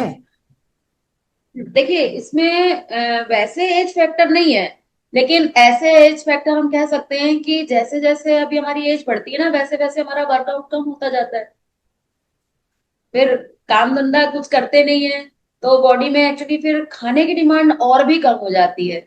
जबकि होता यह है कि अभी रिटायरमेंट के बाद लोगों की डाइट तो वैसे ही कंटिन्यू रहती है पहले जैसी, और श्रम जो है वो मेहनत या काम धंधा बिल्कुल नहीं रहता, तो उसकी वजह से भी हमारी आंतें जो है वो सुस्त पड़ जाती हैं। इसलिए इस दृष्टि से हम कह सकते हैं कि एज फैक्टर है। अगर इस एज में भी अगर एक्टिव है हम, और थोड़ा वर्कआउट हमारा अच्छा हो रहा है, कुछ हम काम धंधा कर पा रहे हैं, तो फिर एज फैक्टर इतना ज्यादा प्रभावित नहीं होता। हाँ, थोड़ा बहुत ये होता है कि आंतों पर थोड़ा बहुत प्रभाव पड़ सकता है, बट इतना नहीं कि हमें ऐसा कॉन्स्टिपेशन हो जाए कि हमें उसके लिए डॉक्टर के पास जाना पड़े, ऐसा नहीं है। तो एज फैक्टर इस दृष्टि से हम कह सकते हैं कि मैंने ऐसे बहुत से लोगों को देखा है जो अच्छी उम्र के हैं, लेकिन बहुत एक्टिव हैं, बहुत सब तरह से चलना फिरना दौड़ना ये काम करना ऊपर नीचे थोड़ा बहुत उनका चालू रहता है, तो उनके रिजल्ट्स काफी अच्छे हैं। ये चीज है, और सबसे बड़ी बात ये है कि लोगों को ये नहीं समझ में आ रहा है ना कि जैसे जैसे हमारा काम कम हो रहा है वैसे वैसे हमको खाने की जरूरत बहुत कम है। ये चीज नहीं लोग समझ पा रहे हैं, बहुत कम खाने की जरूरत है दीदी, इतना कम खाने की जरूरत है कि मैं क्या बताऊं, लोग सोच भी नहीं खाने सकते। खाने के आइटम्स इतने हो गए हैं, इतना मार्केटिंग हो गया है, और सब लोगों को लगता है कि नहीं अब न्यूट्रिशियस खाना है, तो न्यूट्रिशन के नाम पे फ्रूट्स भी डाले जा रहे हैं, नट्स भी डाले जा रहे हैं, ड्राई फ्रूट्स भी डाले जा रहे हैं, हर चीज तो डल रही है। वही वही, क्योंकि क्वांटिटी बहुत कम चाहिए, बहुत कम क्वांटिटी चाहिए, हाँ, आप ये खाओ पर क्वांटिटी बहुत कम चाहिए। बस वही है कि जब तक हम लोग तो बाहर भी जाते हैं, कभी ऐसा नहीं है कि हम कभी बाहर नहीं खाते या हम कभी रेस्टोरेंट में नहीं खाते, बट हमारी क्वांटिटी इतनी कम होती है कि हमारे सामने आप कुछ भी रख दीजिए, हमें किसी चीज से परहेज नहीं है। हमें कुछ भी खिला लीजिए, हमें कोई दिक्कत नहीं है, क्योंकि हम क्वांटिटी अपने हाथ में रखते हैं। कहीं गए किसी ने फोर्स किया, या कहीं गए कुछ अच्छी चीज नहीं मिल रही है खाने को, उल्टा सीधा ही मिल रहा है खाने को, तो क्या करेंगे, खाएंगे ही, तो खाते हैं, लेकिन फिर क्वांटिटी हम अपने हाथ में रखते हैं। यहाँ तक कि एक रिसर्च तो ये कहती है कि अच्छे क्वालिटी का खाना अगर ज्यादा मात्रा में खाया गया तो ये ज्यादा नुकसान करेगा, बजाय इसके कि हम खराब क्वालिटी का खाना थोड़ी मात्रा में खाते हैं। खराब मात्रा क्वालिटी का खाना आप थोड़ा खा लीजिए, कम नुकसान करेगा, लेकिन अच्छी क्वालिटी हमने सोचा यार ये तो अच्छा है खाओ, तो अब खाए जा रहे हैं दबा दबा कर तो वो ज्यादा नुकसान करेगा। ये है। जी जी, हाँ जी। Thank you. Yes Jaspal ji. जी नमस्कार मैम। जी प्रणाम, जी प्रणाम। मैम मैं 10 सालों से ये यूज कर रही हूँ एनिमा। तो बड़ा अमेजिंग है इसके इफेक्ट। और मैंने जल नेती जब पहली बार शुरू की तब मुझे पहली बार लगा कि मैं सांस ले रही हूँ। सही मेरा बात है। पूरा ये एरिया ऐसे लगा, मुझे क्लीन हो गया बिल्कुल। और मुझे आई साइड में भी इम्प्रूवमेंट लगी इससे। पर वो मन करता हुआ मुझे डर लगता है, लेकिन आपने बोला मैं जरूर ट्राई करूंगी। तो क्या पानी तो और पीना है, उसमें डर की क्या बात पता नहीं, मुझे मूवमेंट करते हुए डर लगता है। नहीं नहीं, करूंगी मैं ट्राई। कभी कभी और कोई थोड़ा एनिमा बैड से एक्सपीरियंस, हाँ कभी कभी किसी को बैड हाँ एक्सपीरियंस हो जाता है तो फिर वो दोबारा ट्राई नहीं करता है, ऐसा नहीं है। हाँ जी, मैं करूंगी ये ट्राई। और एनिमा लेने से मेरी फ्रेंड का 1 महीने में 5 किलो वेट कम हो गया उसका। वो मुझे इतना थैंक यू करती है कि तूने मुझे इतना अच्छा ये एनिमा बताया है। तो बहुत ही अच्छे इफेक्ट हैं इसके एनिमा के। तो थैंक यू सो मच, आपने बहुत अच्छी जानकारी दी। Thank you. हाँ जी, deep gratitude to you. Thank you. Thank you. अभी तो आप ये समझ लीजिए कि इस एनिमा से रिलेटेड भी, मतलब इसके स्पिरिचुअल साइड्स भी हैं एनिमा के भी आप सोच नहीं सकते। ये एनीमा बहुत से लोग लेते हैं, कहते हैं साहब पानी नहीं निकला, तो हम लोग कहते हैं आप कंजूस व्यक्ति हो इसलिए पानी नहीं निकला। एक कारण तो ये है कि पानी इसलिए अंदर रह गया क्योंकि एब्जॉर्ब हो गया। दूसरा रीजन है कि कंजूस व्यक्ति, क्योंकि हमारी आंतों के अंदर जो सेल्स है, उन सेल्स के अंदर भी मन है, और हमारा मन स्वार्थी है, बटोरने वाला है। तो हमारे जैसे हमारे घर में हमने कूड़े बटोर के रख रखे हैं ना, बेकार के कपड़े, बेकार के जूते चप्पल, बहुत कुछ हमने कूड़ा इकट्ठा किया है।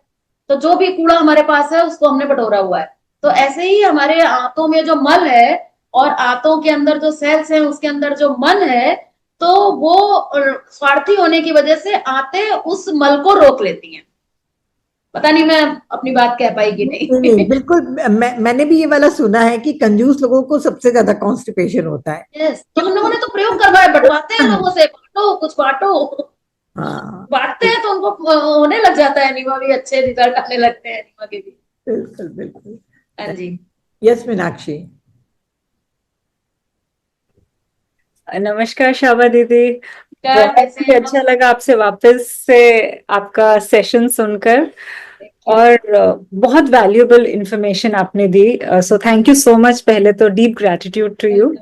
तो मैंने पर्सनली एक्चुअली वमन एक बार ट्राई करा, एक नहीं एक दो बार करा हुआ है। बहुत पहले जब छोटे थे तो किसी उसमें गए थे सेशन में, वहां पे करा था। और नेति एक बार मैंने एक आश्रम में जाके सीखी, बट उसमें क्या हुआ ना, मेरा बहुत हेडेक, उसके बाद बहुत तेज हेडेक 2 दिन तक रहा। फिर मैंने सर्च किया तो पता चला वो पूरा पानी अगर नहीं निकलेगा, वो एक प्रोसेस नहीं करेंगे तो होगा। तो मैं एक तो ये पूछना चाह रही थी कि ये सारी चीजें जो आपने बताई हैं, ये हमको एक्सपर्ट गाइडेंस के अंदर अंडर करनी चाहिए कि कैसे अपने आप से करें? क्या सजेशन है आपका? वैसे इसमें कुछ बहुत ज्यादा ऐसी गाइडेंस की जरूरत नहीं है।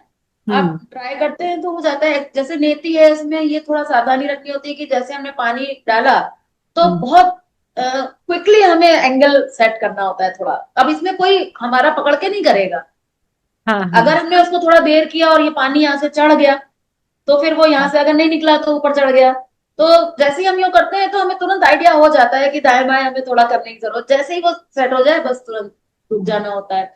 तो ऐसा है थोड़ा बहुत। बाकी हम लोग जो शिविर में तो करवाते ही है, जो हाँ। हमारे 7 दिन के शिविर होते हैं उसमें हम लोग 7 दिन इसका पूरा ट्रेनिंग, मॉर्निंग में 6:30 से 7:30 तक का डेमोन्स्ट्रेशन रहता है। तो किसी ने ये बोला था कि नेति फिनिश करने के बाद बहुत जोर से सांस को बाहर छोड़ना चाहिए ताकि हाँ जो हाँ, पानी वो बच भी जाए। है। थोड़ा एक तरफ नाक बंद करके हाँ हाँ। ऐसे ओ, करके, तो जो भी यहाँ पे थोड़ा रुका भी होता है वो भी निकल जाता है। पानी को भी ऊपर अगर चढ़ गया है तो उसको भी निकलने का मौका मिल जाता है। तो ये आपने अच्छा पॉइंट आउट किया, रह गया था। तो नेति के बाद ये हमें करना होता है। यस। तो अब आपके ये सेशन के बाद मैं हिम्मत करूंगी कि एनिमा भी करूं। मैं उससे खुद ही बहुत घबराती देखिए हूँ। मैं आपको बता दूं, एनीमा के लिए तो बिल्कुल हिम्मत की जरूरत नहीं है। अब भी जाके कर लीजिएगा आप 10 मिनट के अंदर। इससे सिंपल और कोई चीज नहीं है। मैं आपको बता रही हूँ, हमारे यहाँ छोटे छोटे से बच्चे कर लेते हैं, और जब अंदर से गंदगी निकलती है ना, तो हाँ अपने आप को इतना खुशी होती है कि अरे इतना अंदर गंदगी थी। और हम लोग के पास तो एक से एक एग्जाम्पल है। मैं हम लोगों ने कम से कम 5-6 केस हम लोग के पास ऐसे हैं कि कोमा में था आदमी, 1-1 महीने से कोमा में था, और उसको केवल एनीमा देके कोमा से बाहर निकाल दिया। एक केस नहीं है जिसके ऊपर डॉक्टर लाखों की दवाइयां डाले पड़े हैं, आईसीयू के अंदर डाल के, और दवाइयां डालते जा रहे हैं, और पता नहीं क्या क्या वो प्रोसेस कर रहे हैं। अभी हमारा गुजरात का एक केस था जिसमें उसकी पत्नी ने कहा कि मेरे पति को आप एनीमा दीजिए, वो कोमा में है। तो डॉक्टर ने कहा नहीं, एनीमा तो हार्मफुल है। उन्होंने कहा अगर आप एनीमा नहीं दे सकते तो आप रिलीज कर दीजिए, हम घर ले जाना चाहते हैं। तो आप ये समझिए, एक एनीमा लेने के लिए 3 एक्सपर्ट विशेषज्ञों का जो है पैनल बैठा, 1 घंटे मीटिंग चली कि क्या करें, एनीमा दिया जा सकता है ऐसी कंडीशन में कि नहीं दिया जा सकता है। और फिर लास्ट में ये हुआ कि नहीं, ये महिला तो बहुत जिद कर रही है, चलो देखते हैं क्या होता है। और उस व्यक्ति को जब एनीमा दिया गया तो वो 2 घंटे के अंदर कोमा से बाहर आ गया था। ये सच्ची घटना है। और ऐसे 1-2 केस नहीं, आप कभी किसी के ऊपर प्रयोग करके देख लीजिएगा।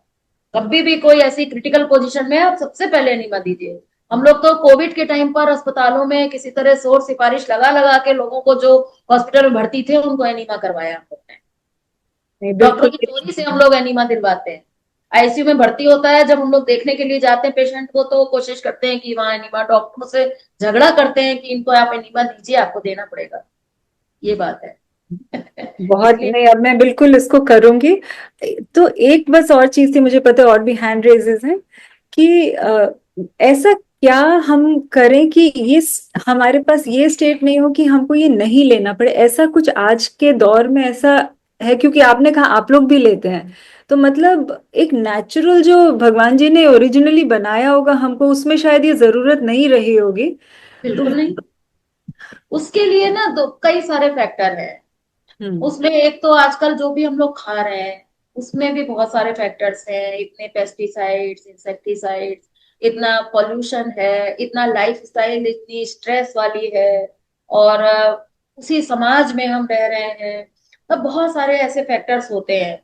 तो इस वजह से अगर अभी आज भी अगर हम कहीं पहाड़ों पर चले जाएं, किसी ऐसी जगह पर चले जाएं नेचुरल, और सबसे बड़ी चीज जो है ना, ये है मन का रोल। मतलब मन खुश नहीं है, लोगों के मन प्रसन्न नहीं है, तो उसकी वजह से भी अंदर मल जो है वो सूख जाता है। जब हमारा मन सूखा सूखा रहता है, तो मल भी सूखा सूखा हो जाता है। मतलब बहुत सारी चीजें हैं, तो बहुत इफेक्ट डालती हैं। मतलब ये पर्सनालिटी को पूरा हम केवल फिजिकल लेवल पर तो देखना बहुत बड़ी भूल है, बहुत बड़ी भूल है। इसके साथ जब तक माइंड को और इंटेलेक्ट को, सब चीज को एक साथ नहीं देखेंगे ना, तब तक बहुत मुश्किल है। इसलिए थोड़ा कठिन है, बट पॉसिबल है। योगी जी महाराज हमारे जो थे, गुरु जी, वो सिर्फ नवरात्रि में एनिमल लेते थे, जब वो फास्टिंग में होते थे। इसके अलावा उन्हें नहीं जरूरत पड़ती थी, बट हम लोग तो लेते हैं। बहुत रेयर लेते हैं, इतना नहीं लेते हैं, बट ले लेते हैं, अच्छा लगता है लेके। थैंक यू सो मच, बहुत बहुत धन्यवाद आपको। Thank you. Thank you Meenakshi. Yes Shobha ji. नमस्ते नीता मैम, नमस्ते शमा दीदी। नमस्कार मैडम। हाँ, मुझे वमन क्रिया के बारे में ज्यादा जानना था कि मुझे एसिड ज्यादा बनता है, तो हफ्ते में कितनी बार तक ले सकते हैं? आप हफ्ते में 3 बार लीजिए पहले। 1 महीने तक आप लीजिए, या अगर आपको अच्छा लगे तो 3 बार लीजिए, कम अच्छा लगे तो 2 बार लीजिए। एसिडिटी का इससे अच्छा रिजल्ट और किसी चीज में नहीं है। और आ, बाकी एसिडिटी ज्यादा है, तो ये इसका मतलब है कि एसिडिक चीजें जा रही हैं, उसको भी थोड़ा कंट्रोल करना हाँ, पड़ेगा। कुछ खा के इस एसिड को नीचे से नहीं निकाला जा सकता? कुछ खाने की, जैसे वमन क्रिया न करके कुछ? देखिए, यहीं पे तो सारी भूल हो रही है। जब भी हमें शरीर को स्वस्थ बनाना होगा, तो हमेशा हमें निकालने पर फोकस देना होगा, डालने पर नहीं। आज प्रॉब्लम वही है कि हम प्रोटीन डाल रहे हैं, पर प्रोटीन पच नहीं रहा है। हम खाना डाल रहे हैं, पर खाना, हमारा बॉडी उस लायक नहीं है, हमारी आंतें उस लायक नहीं है। इसलिए निकालने पर जोर देना है। इसको ऊपर से हमारे ही शास्त्रों में निकालना कहते हैं, बेस्ट है। एक होता है अभाववाद और एक होता है विकारवाद। आज दुनिया में जो चल रहा है वो अभाववाद है। कोई भी दिक्कत है तो इसका मतलब कुछ डालो। और विकारवाद जो है, ये कहलाता है कि कोई भी दुख है जीवन में, तो इसका मतलब है अंदर कुछ एक्सेस है, उसको निकालो। अगर मन में चिंता है, तो अपने अंदर से आसक्तियां निकालो, इच्छाएं निकालो, अहंकार निकालो, ईर्ष्या द्वेष निकालो। निकालना है, डालना नहीं है। इसलिए स्वस्थ बनाने के लिए हमें हमेशा निकालने पर फोकस देना है। डालने पर अगर हमने दिया, तो रास्ता ही गलत हो जाएगा। जी। Thank you, thank you. जी मैम, बताइए। हाँ जी। दीदी, मेरा क्वेश्चन जो था वो अभी शोभा दीदी ने पूछ लिया कि कितनी बार हम वमन कर सकते हैं, तो वो आंसर मुझे मिल गया है। और दूसरी चीज मैं आपके शिविर के बारे में पूछना चाह रही थी कि कब ये स्टार्ट होता है, कितने दिन का होता है, तो एक बार आके क्या सिस्टम है उसके बारे में पूछ रही थी। ओके। देखिए, हमारी संस्था के द्वारा अनेक प्रकार के शिविर लगाए जाते हैं। एक होता है 1 डे कैंप, एक होता है 3 डेज कैंप, और एक होता है हम्म 7 डे कैंप। 1 डे कैंप जो होता है, ये 4 से 6 घंटे का होता है, जिसमें हम लोग तप, सेवा, सुमिरन, शरीर, मन, बुद्धि, तीनों चीज को मतलब शॉर्ट में बताते हैं। 3 दिन का जो हमारा शिविर होता है, वो फास्टिंग कैंप होता है। उसमें नींबू पानी पर उपवास करते हैं। 2 दिन उपवास करते हैं, तीसरे दिन उसको ब्रेक करते हैं। वो उसका राइट। फास्टिंग का डेमोन्स्ट्रेशन होता है वो। और हम्म लेक्चर भी जो होते हैं, वो ज्यादातर फास्टिंग से ही रिलेटेड रहते हैं उस टाइम पे।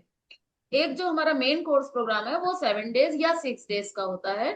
उसमें पूरा सब कुछ A to Z सब कुछ सिखाया भी जाता है, कराया भी जाता है, पूरा प्रैक्टिकल रिजल्ट भी दिखाया जाता है। फर्स्ट डे मेडिकल चेकअप होता है, लास्ट डे मेडिकल चेकअप होता है, आप अपने रिपोर्ट्स को कंपेयर करते हैं।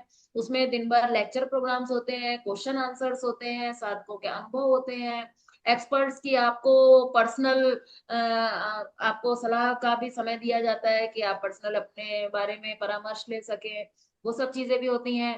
7 दिन तक पूरा खान पान वैसा ही होता है टोटल जैसा हम लोग बताते हैं। और ये वमन और नेति का भी प्रशिक्षण रहता है, एनीमा भी सिखाया जाता है। तो इस तरह से ये पूरा कंप्लीट होता है। ये रेजिडेंशियल होता है कैंप, लेकिन अगर जिस शहर में लग रहा है ये कैंप, वो अगर वहाँ के अगर कोई लोकल लोग होते हैं तो उनको दोपहर में और रात में जाने की छूट भी होती है कि वो अपने घर भी जा सकते हैं। बाकी खान पान अच्छा, की पूरी वहीं पर व्यवस्था रहती है। तो कोई सात दिन डेट पर फिक्स 7 डेट दिन को होती पूरा है, वही जैसे फॉलो मंडे करना टू पड़ता है, उसमें सैटरडे, योगा वगैरह भी रहता कोई फिक्स डेट भी होती है। है, नहीं, जैसे इसकी मेरठ में अगर आना चाहें? मैं बता रही हूँ, इसकी डेट आपको पूरा कैलेंडर हमारा अब तक के जितने शिविर हमारे फाइनल हो चुके हैं, बहुत एडवांस में ये फाइनल हो जाते हैं अभी, जैसे 2026 तक के हमारे फिक्स हो चुके हैं। तो इसकी सारी सूचना आपको हमारी या तो मैगजीन में मिलती है या फिर वेबसाइट पर कैलेंडर के अंदर आपको देखने को मिल जाती है। अभी मेरठ में हमारे यहाँ 4 जुलाई से 10 जुलाई तक लग रहा है ये कैंप। एक्चुअली 4 से 9 तक है, फिर 10 जुलाई को गुरु पूर्णिमा का प्रोग्राम रहेगा। तो उसमें अभी कुछ सीट्स हैं, अगर आप कोई करना चाहे तो मेरठ में भी आकर कर सकते हैं। तो आप इनके ग्रुप में एक अलग बार कैलेंडर डाल दीजिएगा, यही ज्ञान भारत ग्रुप में, सो ये दैट तो अगर ये कैलेंडर एक्चुअली ना ये हमारी वेबसाइट पर ही उपलब्ध होता है, मैं वेबसाइट का लिंक भेज दूंगी, तो ठीक वहां है। से आपको ये देखने को मिल जाएगा, ठीक है। और ठीक है। बाकी अभी आगे आने वाले 1-2 महीने के जो टेंटेटिव है वो मैं अनीता मैडम को शेयर कर दूंगी, तो आप लोगों तक पहुंच जाएगा। इनके अलग अलग चार्जेस होते हैं। और जैसे मेरठ में हमारा होता है तो हमारे पास सभी तरह की सुविधाएं ऑलरेडी है। तो यहाँ पर हम लोग बहुत कम चार्ज में लेते हैं, 7 दिन का केवल 1100 रुपए चार्ज लेते हैं, जिसमें रहना खाना और डॉक्टर सलाह सब कुछ इसमें शामिल रहता है। नॉमिनल है, बहुत नॉमिनल है। हाँ, मतलब हाँ। उद्देश्य एक्चुअली वो नहीं है।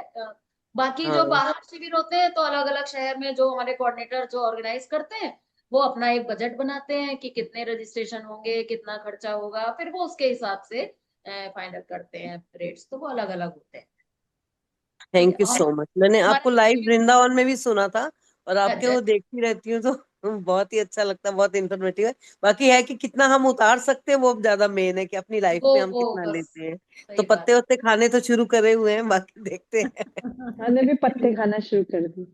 हैं। ठीक है, देखिए ओके, चेंजेस तो थैंक ला यू। रही है, चेंजेस तो है। ला थैंक रही यू। है हमारी दी। तो थैंक आएंगे ही ना, सही बात बताई जाएगी तो जरूर करेंगे, सब चाहते हैं हेल्दी होना, कौन नहीं चाहता है। बीमार बिल्कुल होना तो किसी को अच्छा नहीं लगता। बिल्कुल, सभी लोग हेल्दी होना चाहते हैं, परंतु इम्प्लीमेंट करने के लिए कुछ लोगों के लिए ही साहस होता है। तो जैसे बिल्कुल दीदी मैं आपको कितना तारीफ करूं आपकी, कितना आपको आभार दूं, मेरे को नहीं मालूम। ईश्वर आपको ब्लेस करता ही रहता है। आपकी वाणी में ऐसा जादू है कि अंदर तक के बात चुप जाती है। थैंक मतलब यू, बहुत बहुत धन्यवाद। सभी को बहुत बहुत धन्यवाद। नमस्कार। नमस्कार।